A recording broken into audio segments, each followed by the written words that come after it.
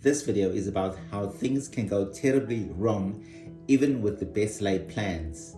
So it was supposed to be about how we look at Jermaine's performance in the 600 kilometer brevet when she's riding according to a specific formula, but unfortunately that is just completely gone to pieces. I'm currently sitting in a hotel exactly 200 kilometers from Saskatoon. Jermaine has already left, and so I don't know where she is at the moment. Hopefully we're gonna see if we can find her a bit later, but I'll just give you a bit of a history lesson as to how we got to this point. This is Jermaine's 600 kilometer brevet attempt. It's part of her Super Randonneur series. Initially, earlier this year, she had completed the 200, 300 and 400 kilometers, and we were all on track for her to do her 600 kilometer brevet this weekend. In fact, we had used the formula that we've been working on to try to see exactly how much time she would bank in various segments. Now, these segments were two main segments.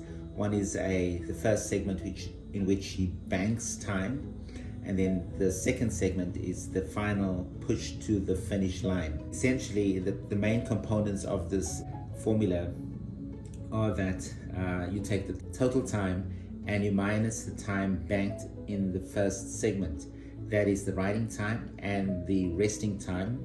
And then you take an optimism factor and you determine how optimistic are you that you are able to go through all the processes that will actually lead to successful banking of the time that you anticipate, that you need to be able to bank in the final segment that you will then follow to get to the finish line. When we did that initial video about 3 or 4 days ago, level of optimism was extremely high.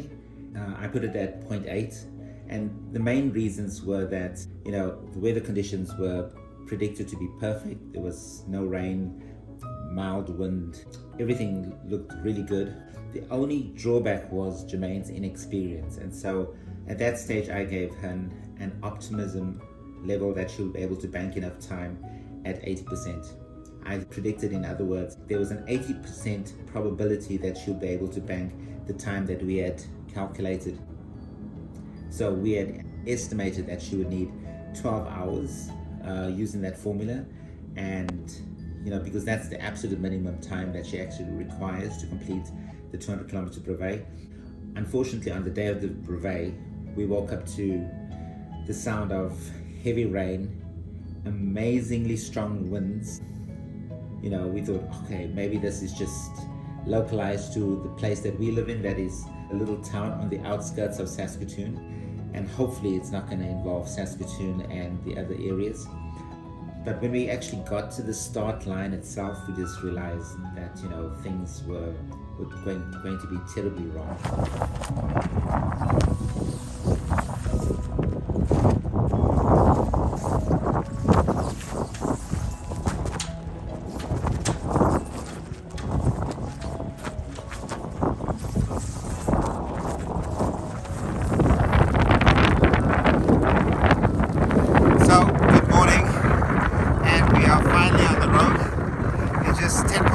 In the morning, and we're doing the 600 kilometer. We've got everything we were hoping for today.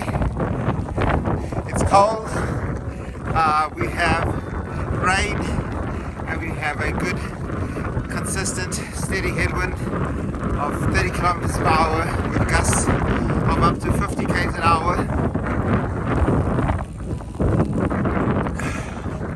So these are all the ingredients we were hoping to have. In fact, no. These are all the ingredients we were praying we would not have today.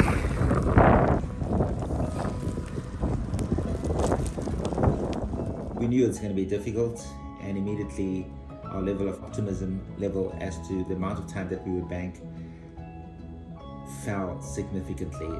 Fell to about probably 30 or 40% of what we anticipated, and so we had to make some drastic decisions as to how we're going to tackle the situation. Now, initially we had hoped that she would be able to complete the first 400 kilometers in a time of about between 20 and 22 hours, and then have a 4 to 6 hour rest period. But with these conditions, yeah, things just were not anywhere close to what we had hoped. The actual time that we took to complete the first 400 kilometers was 24 hours. We knew that we were going to be compromising her chances in the second segment, but we took the decision for her to have at least 3 hours rest. So we got in at 4 this morning. Jermaine has had a really short sleep and she's off on the road again. She left exactly at 7 o'clock. What I'm going to do now is I'm going to ride with Ed. Ed is our riding partner. He's just a fabulous rider. He's extremely strong. So Ed and I are going to now try and chase Jermaine, try and catch up with her. You know, if we are able to catch up with her, and when we do catch up with her, I'll give you an update. Yeah, if you stick to the end of the video, hopefully we'll find out if Jermaine has been successful at completing her 600 kilometers and is successful achieving her Super Randonneur status. Hey, how are you feeling? Oh my God! I'm happy but stiff and sore and my goodness, I'm very happy. Oh, Brevet. he's just behind We us. caught up with Jermaine at the 80 kilometers to go mark. She looked good and we rode together to finish comfortably in a time of 37 hours and 40 minutes. This gave her about at least 2 hours and 20 minutes to complete the ride.